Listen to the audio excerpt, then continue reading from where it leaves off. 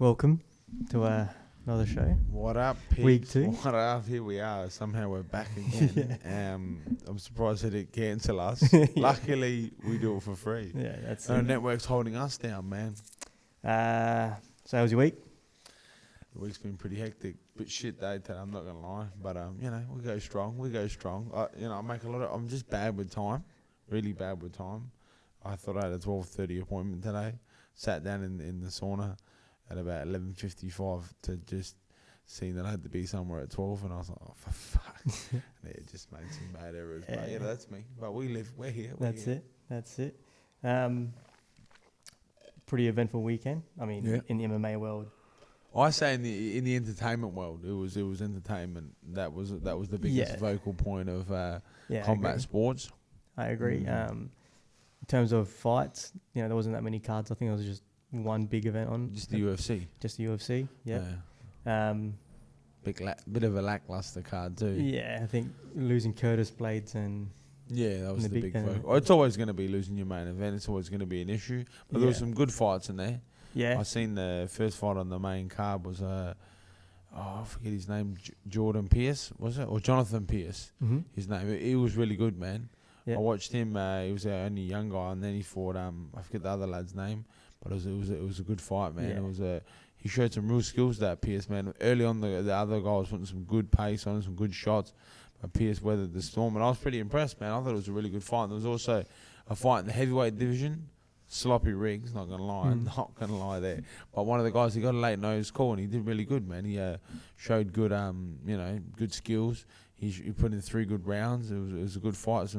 That's what I look for in a fight. The skills on display. I'm not looking for the big one-hit knockout. Of course, they're exciting, but I want to see guys execute some skills. And I've seen those 2 guys were pretty good. Like for instance, the main event was lackluster. You know what I mean? It was just a quick triangle, and it's, to me it was a bit boring. But it is what it is.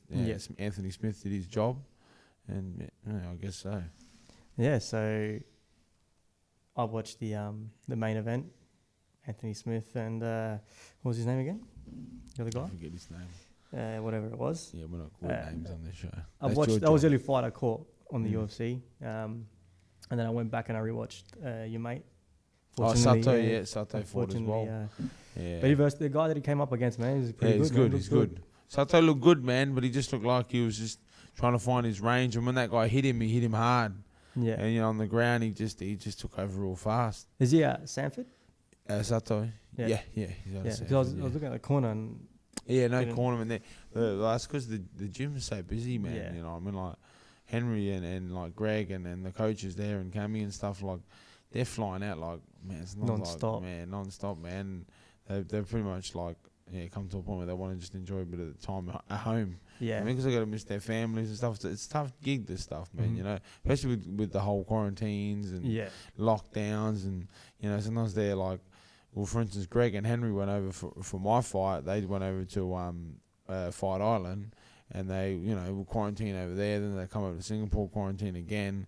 Then, it's crazy. It's madness, you know what I mean? And even for us, it was only 10 days. They had to do, like I said, in Abu Dhabi and in Singapore. So, I think they just wanted a bit of time with their family and stuff. I can imagine how, stressful that would be. Yeah. Especially now with all those tests and ongoing. And especially when you leave your country, you know what I mean? It's just, it's not an easy time, even for me. Even for me leaving Australia this time to go over to America and get ready for the camp. You're like, man, am I going to come back home? And a lot of people sit there and go, relax. But it's like, man, like, we're in a bit of a crazy time in the world. And so it is concerning. So you can imagine for them flying constantly can be, frustrating. Yeah. And also, because I follow literally everybody at that gym. Yeah.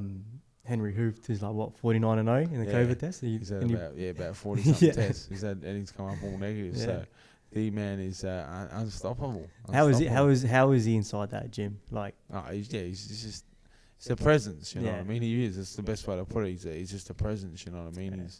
Because I see online on a lot of the guys' Instagrams, and everybody just like has him up there. Well, I can't speak on everyone else, but for me, it's like having a very wise uncle there. Yeah. That's the best way to put it. I always see, I guess you and I, we're the same in that sense when it comes to family and stuff. It's like, it's like an uncle is big time, you know what Yeah. I mean? Like, so I say I would refer to him as an uncle, man, you know, and he's just like, you know, when Henry's in the room, man, everyone pays attention, listen, Henry's on, everyone's listening, you know what I mean? He's just, you know, he's a good coach. He's a very good coach, a very confident coach. And, you know, in terms of, you know, like he brings in the right people from the right skills. What Henry doesn't have, he'll find the guys that can bring him those skills. Mm-hmm. And you know, you see it with the coaches and Greg and Cammy and stuff that he's brought in, and a couple of other guys that we have there. And yeah, I mean, you look at our team, it's just, you know, it's the best in the world for a reason, you know. Mm-hmm. Moving on, the main talk over the weekend was the Triller card. Yeah. Few takeaways from me. First, Badu Jack looks like he's still got something left.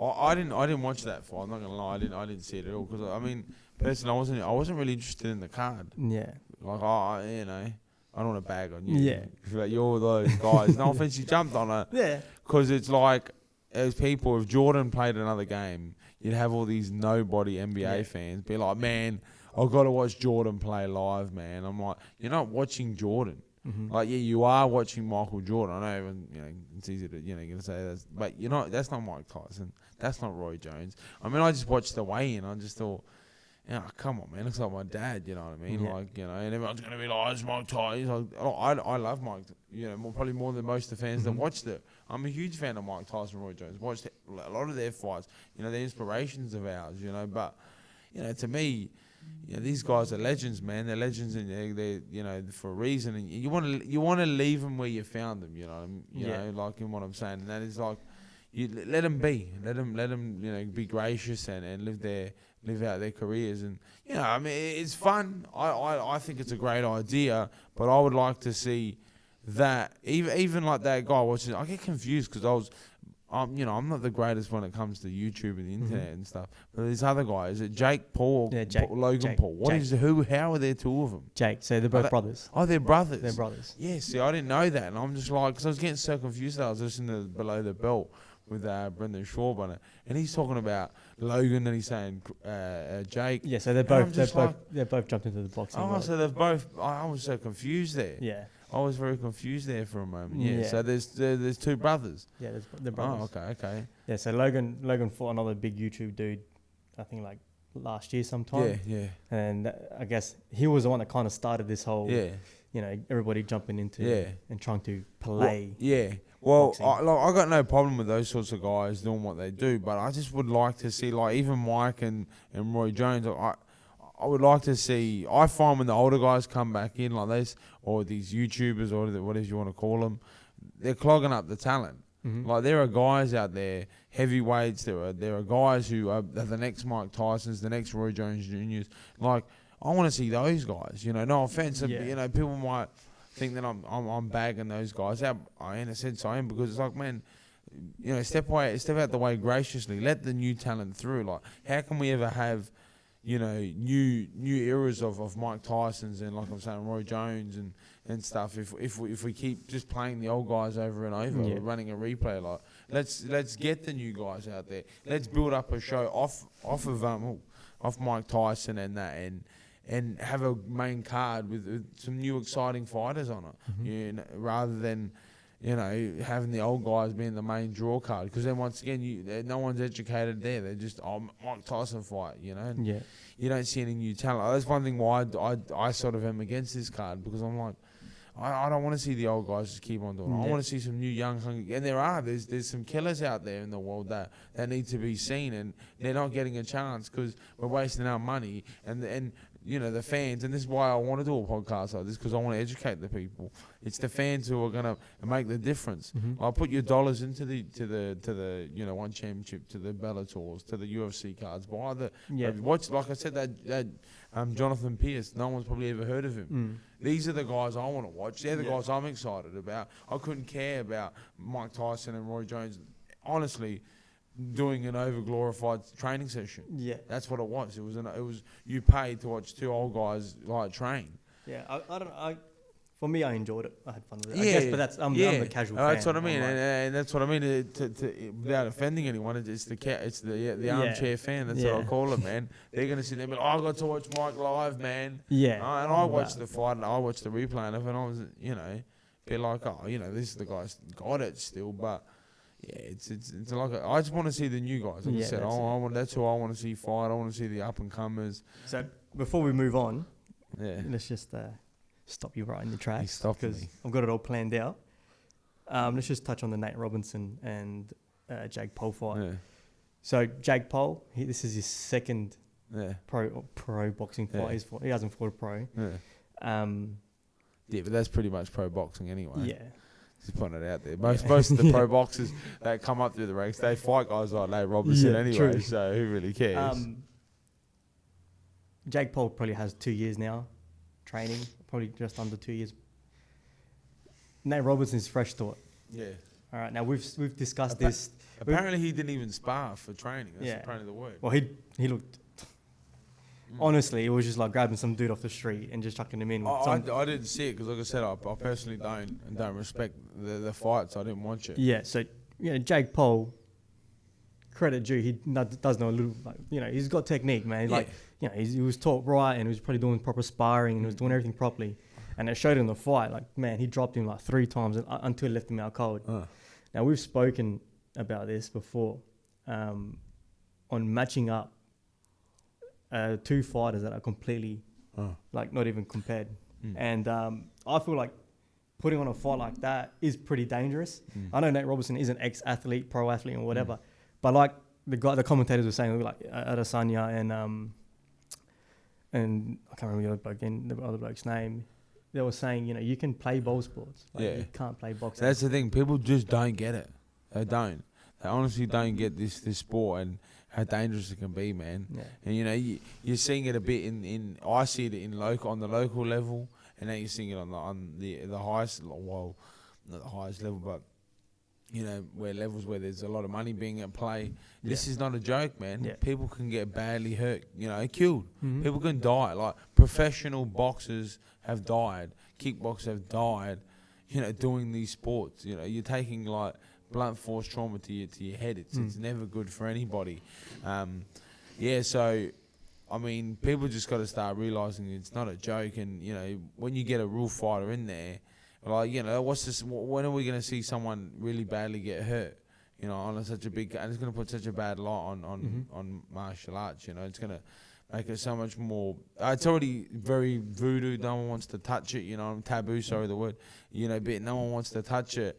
And if someone, on a high profile, does get badly hurt, it's going to do a lot of bad things for the sport. Yeah, like I felt bad more so for Nate Robinson, and I kind of feel like I put it on the coaches, one, and the promoter, for putting on that fight. One, the coaches should have known that Nate Robinson, dude, you're going in like somebody who knows that comes from boxing, obviously would be coaching him. Yeah. So I feel like, man, if this guy's no good and he's going to jump in a ring that, his last fight knocked out somebody, and Nate Robinson's going in, like, literally scrapping like you would in a street fight, like the 2 guys that don't know how to fight. Your coach would be like, dude. But you got to ask yourself, who was his coach? Who did coach him? No idea. And once again, it's probably a nobody either. Yeah. Or it's probably someone who Nate Robinson said, oh, bro, I'm making $1 million. I'll give you $100,000. And he's probably like, yeah, whatever, I'll hold some pads for you. I'll stand in your corner watch you get knocked out. Yeah. Because unfortunately, that's what the business is a bit like. It's a bit like money. And the promoters were thinking purely on monetary terms. They're like, just get in there. We don't care what happens to you. Just don't get killed, hopefully, and then we're all going to walk away happy with some money. Does that happen? You reckon that happens here, right? Like on a local level? In terms of what? In terms of mismatched fights? Oh, horribly, yeah. Boxing's one of the worst for it. Yeah. And then, you know what I mean? Everybody knows that. I mean, everyone who's educated knows it. Mm-hmm. You go and look up any good pro boxer's record. Go look at the guys they fight. Yeah. It's funny. The guys they beat have got substantial losses to wins, you know what I mean? Like, I'm talking massive difference. And it's funny because, like, when they get up to the top, a lot of, I'll use a prime example, Australians, you see them, they get to the higher level, all undefeated, all dangerous, 17 wins, 17 knockouts. They get to the higher level and and they get toppled over really fast, and they go missing. And you're sort of like, you know, and I mean, once again, it's the armchair fans going to sit back and think, oh, I feel like they went to the World Cup, you know, they weren't good enough. But it's like, yeah, that's because they were, you know, babied the whole way through, you know, and where that mixed martial arts hasn't had this yet, it's starting to show a little bit, and you're seeing some signs of like mismatched fights, but they're not completely there yet. But boxing is huge for it, man. I was a guy who went into pro boxing. I fought pro boxing, and I remember even some fights going into the back corner. I mean, for my second fight, I was in the blue corner, and you know, obviously fighting the red corner. And yeah, man, everyone in the red corner was either a local guy from Melbourne or they were a bigger Australian name, and everyone in my corner was some, no offense, you know, South American, you know what I mean? Couldn't really speak any English, or they were coming in from like Indonesia or Thailand. Yeah. And I'm not lying, I was watching some of these guys hitting the pads, and I'm thinking, what the fuck is that guy doing? Like, and I'm thinking, this is my second fight. He's co-main event. I'm thinking, like, I don't think that's how you look. Yeah, it doesn't either I'm doing it completely wrong or he's doing it. I'm not sure. You know, and I went out there that night and I busted that guy up. I won my fight, my second fight. I fought, I forget his name now. Miller. Oh, yeah. Yeah, I fought him and I beat him that night. I touched him up. That was some good boxing for me. I don't box always the best, but that was some nice hands on me that night. Like one of your only boxing fights that I didn't go to. Yeah. I didn't get over. And shout out to my boy Lee Jenkins. We worked tirelessly on that camp, and I put together a great performance. I won that fight hands down. I got ripped off with a draw because I wanted to protect their boy, and everyone else in my corner. Oh man, it was like you know, when you see in the Warriors and the bodies just getting dragged in the back, that's what it was like. I'm thinking, what the fuck happened here? So that night, that blue corner, we came away with one draw and one fight went to a decision. Everyone else got knocked out within like the first 3 rounds. And Australian boxing is bad for that, man. It is, you know. And then hey, some boxers might take offence to what I'm saying, but I don't really care because you can only box. I can do MMA, so let's not fuck around. We know who's going to win that fight. And any of those boxers who want to take me up on that, I'm happy for that. But yeah, you know, I mean, it is. It's really bad, man. It is. You're seeing a lot of like. Yeah, bad mismatches, but it's called marketing. It's called marketing. So what the promoter does, he builds this guy up, but they just somehow always slide his losses away. You just never. But if you did your slightest bit of research on many of these guys, you're going to be like, man, like, why has he got 7 wins but 25 losses?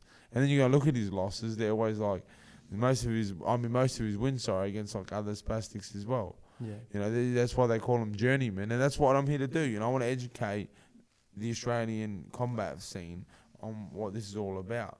You know, and MMA, yeah, you might have some mismatches, you might watch it, but MMA is hard still to this day because it's very limited on the matches you can get. That's the unfortunate thing. You know, sometimes you might fight a guy and knock him out within 10 seconds, but in saying that MMA is such a dangerous sport, it can be a kick, a punch, a knee. Yeah. You know, I've seen some guys, one fight, you know, I remember a local fight I went to in Adelaide, and the guy went in for a double leg, a mistimed double leg. The guy threw a kick with no intention to hurt the guy, to think he was going to land there, and the guy just ran into the knee and was knocked down like the first 30 seconds. Now, someone could easily go, that was a mismatch, but I personally think from an educator point of view, I was like, oh, look, man, it was just a missed time. Like, he went in, got caught, problems happen. But, you know, yeah, you're going to, in MMA, you do have mismatches, but generally it's because it's hard to find proper matchups. So I don't see it happening yet in MMA as much yet to this point, but it will happen, I'm sure, one day. Do you feel like sometimes it could be the gyms themselves? What do you mean? In terms of, like, you know, you get these, you know. Oh, gyms, yeah. Some of the gyms in Australia, I can't speak in Australia because I don't know outside of Adelaide, but some of the gyms in Adelaide, they're horrible, terrible. Like I know some of the guys personally who open up gyms, and I'm like, but I've seen you fight, man. You're horrendous. Like, I'm talking, like, not everyone can be the world champion and open a gym because then that's unfair. And then Adelaide technically would have no gyms. Then, you know, they have to start somewhere. But some guys, man, shouldn't have a gym. You know, I recently was speaking with some friends of mine, and you know, no knock to this particular person. You know, he fought in a local kickboxing show. I think it was even unsanctioned. I don't really know. And he fought a kid. It was quite apparently it was a bit of a competitive first round, but the guy was a bit tentative, and then, you know, he went out there and he threw a leg kick. The kid went down. landed, popped his shoulder out. But mind you, so let me wind the back. The kid he fought was this big time karate expert. We all know, come on, most of the karate schools here are terrible, like horrible. They're lying to these people. He was kicked, fell down, dislocated his shoulder. Now, let me just quickly point out that the referee should have known this. The referee should have seen the shoulder was part. That's his job, and his, to have a duty of care. So once again, like I said, there's a backyard job sometimes that's going on there. The kid's dislocated shoulder. He's come back in to square up. The other lad, the guy that I know, threw the overhand right, knocked his kid clean out. He was out for 20 minutes, they reckon. 20 minutes unconscious, man.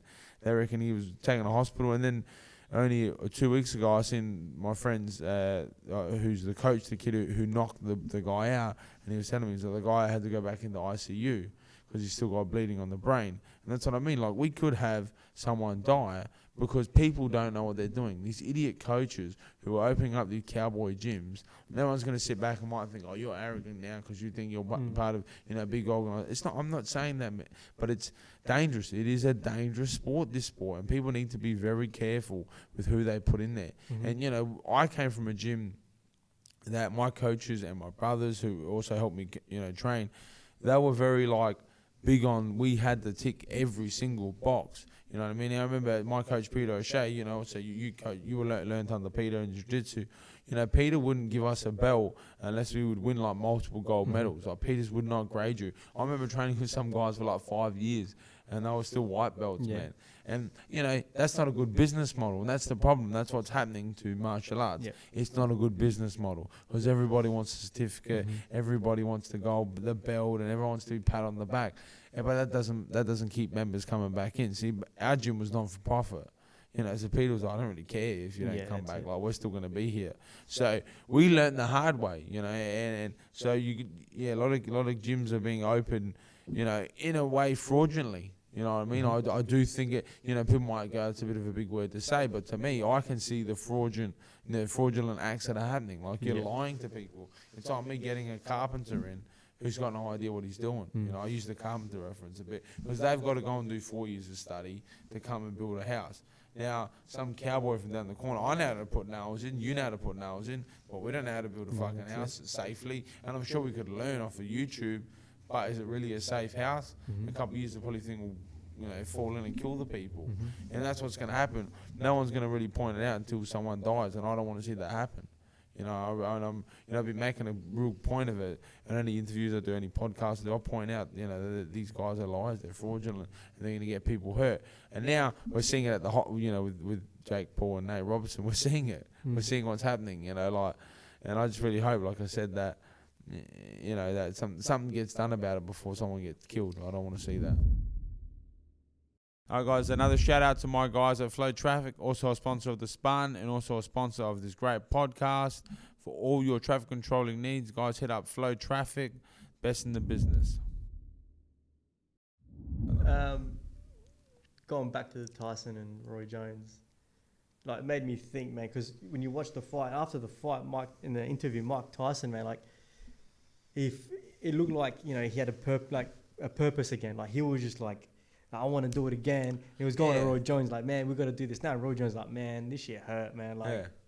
I'm good. Look, fighting, it's a big, once again, people don't understand. It's not like football and soccer and stuff. And once you get that flame lit again, I don't know if you followed Mike for the last couple of years, but I have. And if you ever heard of an interview about Mike, he wouldn't train. He literally was like, no, I won't even go on a treadmill, do nothing. Because I know once I start again, I'm not going to be able to stop. And it's true. Yeah. It's like a drug, this stuff. It's crazy. We're sitting in here right now. This is in my house. This is my gym. Because I love training that much that I will take a whole room in my house out just to train. I get crazy about my day every day thinking about when can I get my next training session in. It's a sickness. It really is. It's an illness. Well, that's why, do you blame Mike Tyson now? When you say, let the young guys have their shot. Now that the flame's relit with Mike, you kind of well... Yeah, okay, but it is. But is he going to run at a world title? He's a fighter, man. But is he going to run at a world title? No, and Mike, that's all he knows. But is he going to run at a world title? He just wants to fight, man. Okay, and I have no issue. I didn't say stop him. I didn't say that. But I said take the step graciously and say, look, I will build up a card and be a co-main event, but this is the main event. because I don't mind the little thing that he's starting is the Fighters League, the Masters Fighters or whatever it is. I don't like it. I don't. I'm over it. Like, it's like me. It's like, okay, put it this way for you. You're a soccer fan, right? So I'm an armchair soccer fan, like you're an armchair combat fan, right? I say to you, we're going to rerun the 82 World Cup. We're going to bring out all the old players and we're going to play again. What would you rather watch? Would you rather watch the 82 World Cup rerun, or would you rather watch the new World Cup being played? They've done it before. They've done they do the Legends game. They do a 7-a-side show. And all it is. It's interesting, man, because you look back at your that's your about heroes. That's about all it is. Your heroes, and you're like, they're still kind of. It's about interesting. But I'll watch it. Yeah, but it's like when you watch your porno.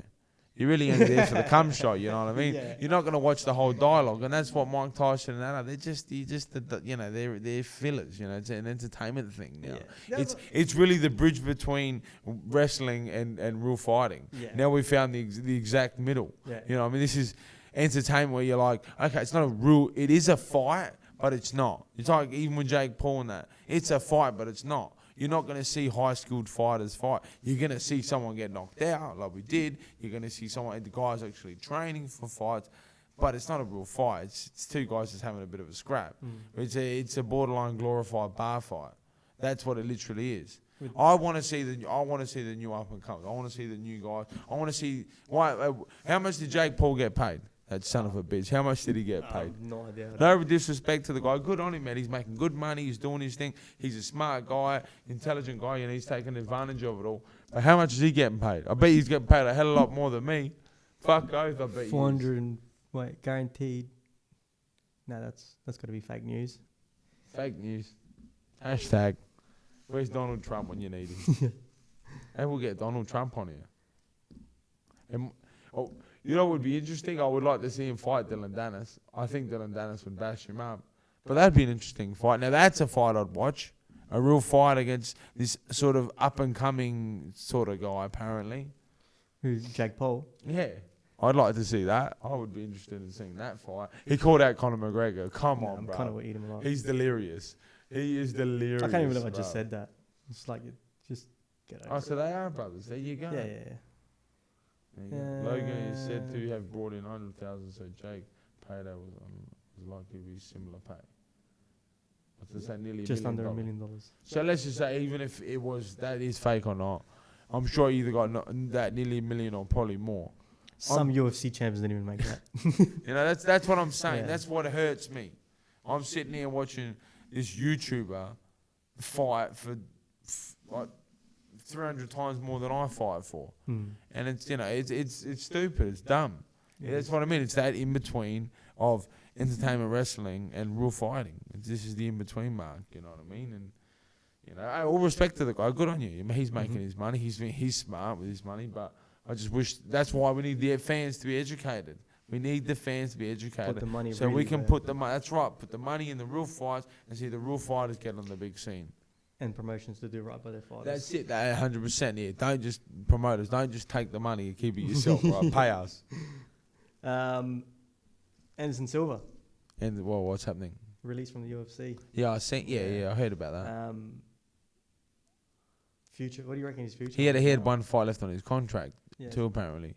And apparently none of the big promotions are going to touch him. Yeah. Apparently Bellator and One Championship said no to him. So I think that's pretty much an era done. Pack it up.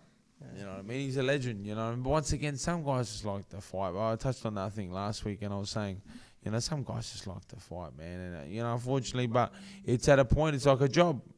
Some guys, like to play soccer, but if you just can't perform anymore, the organisation has to make the call. You're not fit for this job anymore. I'm sorry, man. You got to move on. So look, Anderson Silva's a legend, man. Who'll go down as one of the greatest of all time, man. Wow, what a. But I know he was one of your favourites of all time, wasn't he? He was literally the first. Yeah, he was yours, wasn't he? My first guy that I was when I first started, I was lucky enough to have dinner with him, so. Just being at when you go do jiu-jitsu and after, and you just, you'd get on the teardrop bag, and you just sit there and you just throw front kicks at it. And you would call it the Anderson. Yeah. You would, man, because, and I always say, like, these days it's a bit more common, but like back in the day, Anderson, like the guys like Anderson, George St. Pierre and all that, to me, they go down as like, you know, like Maximus from like, you know, the gladiator days. Yeah. Like, they'll go down as like legends. Like, see, you'll talk to some people and be like, man, do you know Anderson? And they're going to go, no, I've never heard of him. Or they're going, oh, you show him, like, oh, I think I have.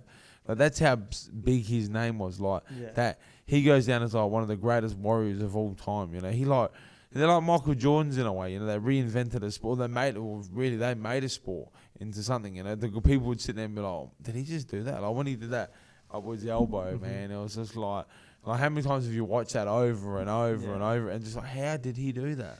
You know, he'll go down as one of the greatest of all time. He's a legend. He'd done some freaky stuff, man. Like over his fights. You know, the fight he fought the Japanese bloke, you know, most of the fight he was just standing there, literally with his arm by his hip, and he was just waiting for the right time, and he was like, bang, and the Japanese guy just. The best one is I love to this day is what he did to Forrest Griffin. Forrest Griffin just like throwing out this thing, and he just going pop, pop. Boom. When I seen that, I remember like just being like, that is like, to me that's martial arts right there.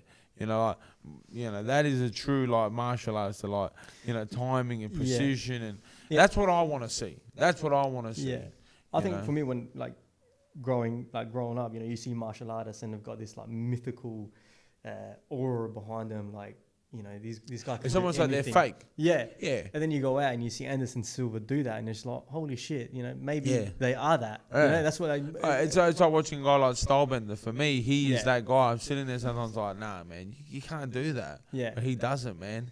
And it's all you like, you know, and I know he's a fan of all this stuff, like you're watching Naruto and stuff, and maybe that's where it comes from. Like, people watch those shows so much that like they start to actually become like animes, and they're doing stuff that people don't know, because in their mind they're trying stuff. And that's why, once again, that's why I want to see the young guys. I want to see the real talent, because we could have another Stylebender. We don't put the funding into it. We're too busy putting YouTubers on and old guys on, and we're missing this new talent.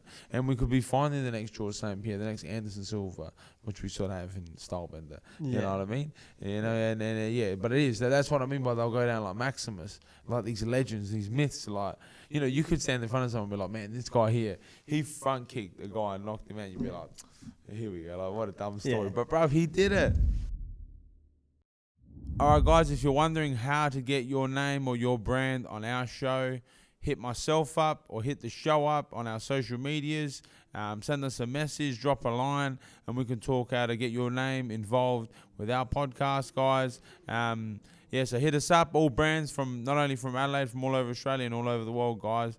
So hit us up on Facebook or social media via Rico or my Antonio the Spartan, or also the From the Inside Instagram page, podcast page. So guys, hit us up and we can do some business. This weekend's fights, we might as well just move on. We got Big Bang Friday night. Yep. Good card. We touched on it last week, but might as well just go over it again now that it's fight week. I'm excited to see that Gary Tone and Matsushima. Yeah, I think there was one fight that got taken off, which is Andre the Giant. Oh yeah, that guy. that Retu Pogat. She fought the Indian girl. She fought on the same card as me. She's good. She's a decent wrestler, man. So it should be exciting to watch. I'll be tuning to watch her. Then you got the light heavy world championship. Yeah. So should be a good card. What was the last? Gary Tone will be exciting to watch. I want to see that fight. What was the last event? Would have been 2 weeks they've ago. done one in a while. It was the one with Rocky Ogden and all those sort of guys. Oh yeah. Haggerty got announced. Oh yeah, that's a good card. Yeah, that's. When that comes around, what should we? We'll go into it. Yeah, we'll talk more about it when it comes up. But that's a good card. I'm excited to see that. When I did see it, that's actually a really good card. That fight there, Naito versus Haggerty. That Japanese kid is class, and Haggerty's all class. So that's going to be, to me, a real technical fight, and I'm excited to see it. The Elliot Compton fight that's a big fight for him, man, massive. So, you know, hopefully get the job done, the Australian against Nicky Holson.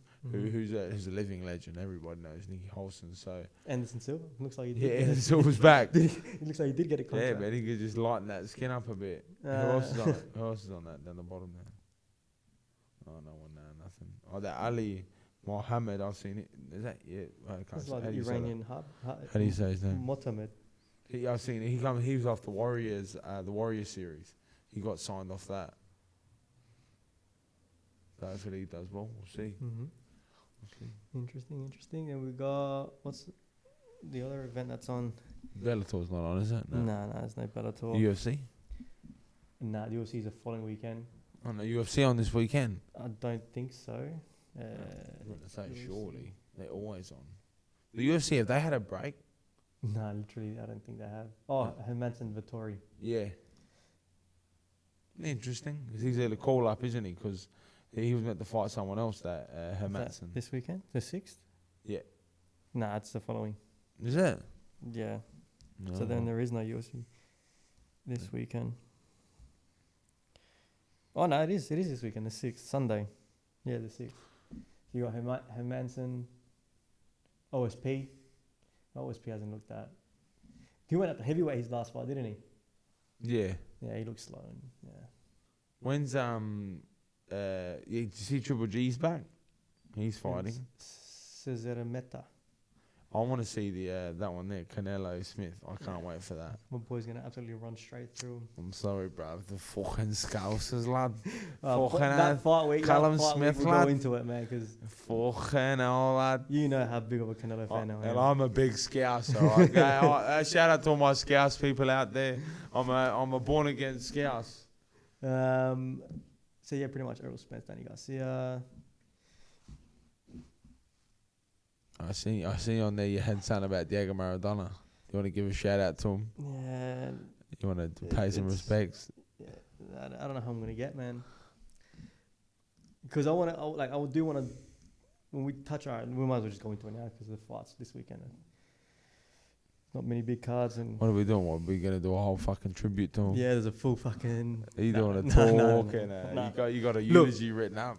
So last week, literally straight after we wrapped up, I went home and I started playing around with some edits, and went to bed. And my brother ran into my room. It's literally 5:30 in the morning, and he's like, "Rick, like, man, did you hear what happened, man? Like, it's fucked up, man." Me, I'm like, I'm going to the worst case scenario. So you're running to my room at 5:30. Who was it? Which one? Vic. Oh, Vic. You know, you're running to my room at 5:30 in the morning saying, "Bro, did you hear what the fuck happened?" Yeah. I'm like, "What the fuck?" And he's like, "Dude, Maradona died." And I was just like, "No." Tell me, explain the emotions. Explain the emotions to me. Yeah, I didn't want to believe it because Maradona's died that many times in his life. Like, you know, obviously, like through rumors and, you know, hoaxes and stuff that. Bro. This time I didn't want to believe it. I'm like, nah, it's a joke. It's, you know, he was literally the man that was here for a good time, not a long time. Yeah.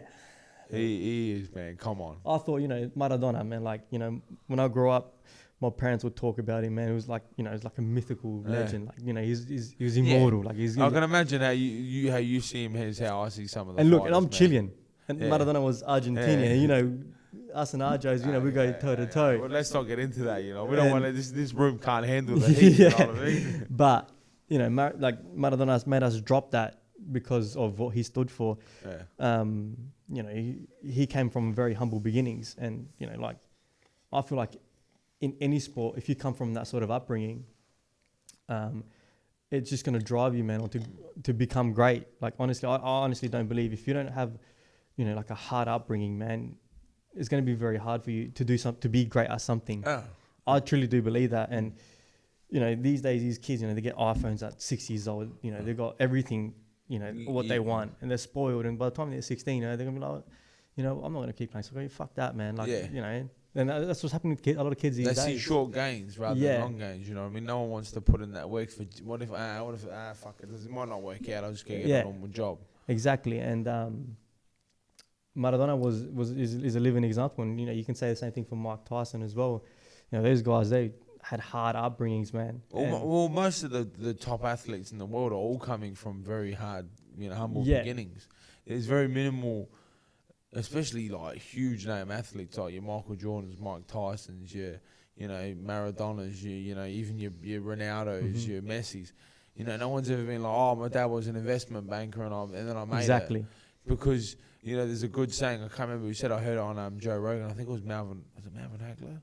And he goes, it's hard to wake up at 6 a.m. in silk pajamas. And what he's trying to say is, you know, when you're at the top, it's hard to get out of bed, man, and go for a run at 6 a.m., you know what I mean? It's not easy, but it's a lot easier when you're sleeping in a shit bed and it's freezing cold in your room. And you're fucking starving. You know, for me, you know, back to your point there, you know, I think a lot of people hearing that are going to be like, oh, so what, if I'm not from the slums, I can't, there's no point trying. No, what I think you're trying to say and what I can, it's like me, I don't come from terrible times. Like, yeah, I come from a single parent. You know, we're not rich in terms of, you know, Ferraris and helicopters, you know, but I had always had food on the table, always had a bed, you know, never had to worry about money in my life. But that's why, as a young kid, I did notice that in sports, that's what made people the greats, was that struggle. And I actually went out as a fighter and found those struggles. You know, I went to Thailand and I stayed in the shittiest of. I've stayed in some horrible places. You know, lived in some bad times, and you know, I went out and found them because I was like, nah, man, like I can't sit here and in this easy life that my dad cooks me dinner, washes my clothes. You know, how can I learn to be an animal? Like I've known you literally all my life, and I can say that again. Yeah, like you know, we didn't starve. We didn't come from pure poverty, but from what I observed from your upbringing, is that you had hard forefathers, man. Like your old man was hard, and you know, they fought just like warriors, man, like true Spartans. And not even that, like your nono, man, like you know, he'd kill you with a look. Oh, bless, man. If he'd seen what we did in his house, right, he'd kill us, man. Like, honestly, you know, that's one thing I'll give a credit is definitely big time is that upbringing that we had, man. It was honestly like in a sense a Spartan mentality. Yeah, you either make it or you don't. You know what I mean? Either you're gonna make it or you're gonna break, one of the two. And you know, at the same time, you didn't even have the option to break because if you did, like, you're gonna just cop it again, and they're gonna pick you up and make you go again. But I reckon they knew, man. Like honestly, like today, like this new generation of kids, and you know the way they're being, you know, being taught and raised, you know, they're giving it too easy to them. Yeah. Like our parents knew that. Man, we did it tough. Society weakened the world. So like, we have to live in a world where everybody wins now. Yeah, that's not how it works. Not everybody wins. There's a loser and a winner, and I'm totally accepting of that. You know what I mean? That hey, when I go out to that ring, it's a 50-50. It's, you know, even when I'm supremely confident, you know, I'm gonna win, but I also know deep down in the back of my head, hey, all it takes is one clean shot, and I'm laying on the floor unconscious. Yeah. So yeah, we're growing up in a weak world, and you know, and it is, and I wish more people, you know, stuck to the old true ways, man, because we're never going to see hard men like that, like Maradona's and all that. Again, you know, as much as I do rag on sometimes on ball sports, you know, there are some true, like, warriors out there in terms of the sports. Going back to Maradona, he played in an era, you know, a lot of people compare him to players today, and it's hard because back then, you know, players were going there to snap your knee, like snap your leg. And not only that, but you know, I don't really know much about soccer. I don't really know much about Maradona. I'm not a huge fan, but you know, I do know that like he went to teams that were like he could have easily went for money. Yeah. And how many now players, whoever stays at their club to be loyal anymore? Like the only other guy that I've ever heard of was like Steven Gerrard. Yeah. But everyone now sells out because you know why? It's the era. Like we grew up in an era where you know money surpasses pride. And passion, where he was like, no, I don't want to be, you know, the best team in the world. I want to play for someone who I can, you know, bring up there, you know, and then that's why he'll go down as probably the greatest of all time. Like the kids' idols today, you know, most of those players are on Instagram and they're taking selfies and they're doing promos. Yeah. You know, Maradona, for, you know, I never got to see him play, but from what I told, it was people admired him for what he'd done. Yeah. You know, but you've never seen him live, but you've watched him play. Nah. Like you've never watched the game of him? Nah. You never watched the game? No, his last game was in 99. Yeah, but I'm saying if you've gone back and watched one of his old videos, that's what I mean. You never watched him live. And hours with my parents, that's what I mean. Watching games. Yeah, that's what I meant. Yeah. Yeah, I have. But, you know, I wasn't part of, you know, like today, you know, you can say, man, I watched, you know, Messi live playing. I watched him live. But to me, that's what made it surreal was when he died. It's because now we had, like, before it was like, oh, you know, I'm trying to think of a really old school soccer player. an old school guy. Like your dad would have known. Pele was Like a Pele. before, yeah. For instance, he died. And you're like, look, Pele's a legend, but I didn't really know nothing about him. Yeah. But now our legends are starting to die. Like, you know, got like Maradona died. Like, I knew Maradona. Even I know who Maradona was. Yeah. Soon, like, no, I don't want to put Man, you even say like a lot of Aussies here don't really care about the soccer. Yeah. All they know is Maradona. Like that name. Like when they get the ball, Maradona. That's what I'm saying. And like soon enough, you know, guys like Michael, you know, I'm not putting a bad word on you, MJ. Like Michael Jordan's gonna die one day. And the Silvers. And we're like, man, I knew that guy. Well, not personally, but I know the name. But then your kids are gonna be like, who the fuck are you talking about? Before, you know, the day, like, you know, prior to Maradona dying, you know, Maradona was, you know, this 60-year-old man who has health issues, who, you know, but you knew he was still alive. So, and then now that he's, you know, he's passed away, you know, now he's just turned into another. He's a mythical legend. You know, Maradona once was this, and he done this, and that's what he's gonna, like, you know, he's immortal now. He's gonna live on forever. But it was like before he died, you know, Maradona was still alive. You know, it's Maradona, like, you know, he done this. But now it's like, man, everything that he achieved in his life, now he becomes like this mythical creature. Yeah, he goes that, of course. And but that's the ultimate, I guess. And even you looking back, that's why I love like history and stuff. That was the dream for any warrior, any person, is even like politicians and stuff. You want to go down like to be remembered forever. Your name to be etched into history. So when people say soccer, they say Maradona. Yeah. Like what a fitting, you know, like achievement. You know what I mean? Like to you speak soccer, you speak Maradona. Exactly. You know, I say football. No offense to anyone. You know what I mean? But that's, I guess, as fighters, that's all of our dreams, man. To one day, you know, to be in a street. Like, look at the Gracies. Like, they literally, that name is like that is MMA. You know, BJJ. Yeah, you know what I mean? You know, BJJ so, Gracies. That's man. You know what I mean? Like, you know, so that's the ultimate, I guess, you know, achievement in life. It is to be immortalised with your name. You know, and that's one thing that I've got to say that I love about sports. That you can come from nothing and become, you know, like, to be honest, he probably comes, like, I speak that I come from Salisbury. Yeah. Like, he comes from a place like I said, we meet in South America, man, and anyone who's travelled and been outside of the Western world, it's a real world out there. It's dangerous, man. It's scary. And for a guy like that to come out and have seen and done the things that he has done. Bro, we were in the middle of a revolution in Chile. Yeah, man. That night, we got stuck out in between, literally. But, you know, police hiding in like. But he would have went from like literally, like, no offense, like a rat den house. Yeah. To like private jets and $1 million cars. And literally people crying when they see you. That's all why they I love do is sport, touch man. you. And that's just why, like, honestly, I love sports, and I think it's an amazing thing because is an amazing feeling. You know, tying it back to MMA, it's still young. It's still a very young sport. Yeah. And, you know, like you said, these Andersons and GSPs, when they do get to that closer, you know, they're going to be remembered, you know, the front kick. Yeah, you know, it's going to be called the Anderson. Muhammad Ali, man, same thing, man. Yeah. They revolutionised and they'll be remembered forever. Yeah. And they'll go like us, you know, they'll etch into history, man. There is literally no better honour in the world to be remembered forever, to be immortalised. That's insane. All right, well, let's pretty much wrap it up now. Maybe this show one day will be immortalised. You know? Maybe. Yeah. Nah, probably not. So that's guys again. We're always taking on guests, and obviously, you know, in the future we want to get people on to give their story as well. Because, you know, we just can't keep doing it every episode just us two. There's only so much things that we can talk about. There's always things we can talk about, combat sport and, you know, current sporting events. Sort of, we like to have a chat anyway. But yeah, if there's people out there who want to reach out, or even questions that people want to ask, and we can talk about, discuss. But yeah, to have some guests on here, and like I said, it doesn't have to be just athletes. Mm-hmm. You know what I mean? Like I said, this is from the inside, and we want to. You know, like what drove Maradona? Mm-hmm. You know, I'd love to know that, man.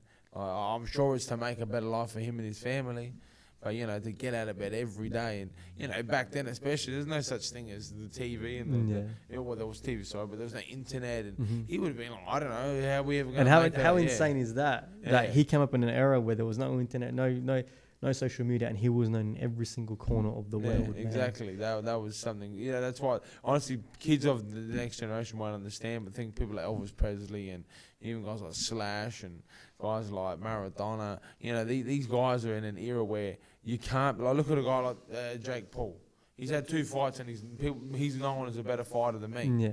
You know, I've spent my whole life trying to do this, but that's the internet now. Yeah. You can just be thrown out, but you got to think how cool and how big were these people to be like worldwide. Like you can go into any place in the world and say Maradona, and they're gonna know who he is. Yeah. They're gonna be like, yeah, heard of him. Oh, yeah, heard of him. You know, I mean, someone, and that is a credit to him, man, because people won't realize because the next generation kids will just think that the internet's always been around. Yeah. But it hasn't. So. Yeah. Also, I want to give a shout out to our boy Books this Friday. Okay, yeah, Adelaide City are up. Yeah, gets into his semi-final now, so he's one more win, and then he's in the final. We'll be there, Books. Yeah, so good luck to him and the Adelaide City boys. That's pretty much it. End of the episode, yeah, I reckon. That's it. So we'll be back next week. Yeah, and guys, send in your fan questions. Like again, Tony would love to get just answer some of your questions, and yeah. Make sure you follow us on Facebook, Instagram, YouTube. We're on Spotify. We're on Apple Podcasts, and literally most of the podcasts now. So I've got that all up running now. Twitter, I don't really use it. So neither do I. I'm trying. Yeah, so I don't think I can't spell. Yeah, so I'll probably leave that out for now. So yeah, give it a follow, share it, like it. Get our name out there. And yeah, episode 2 done. Thanks, guys. Thank you.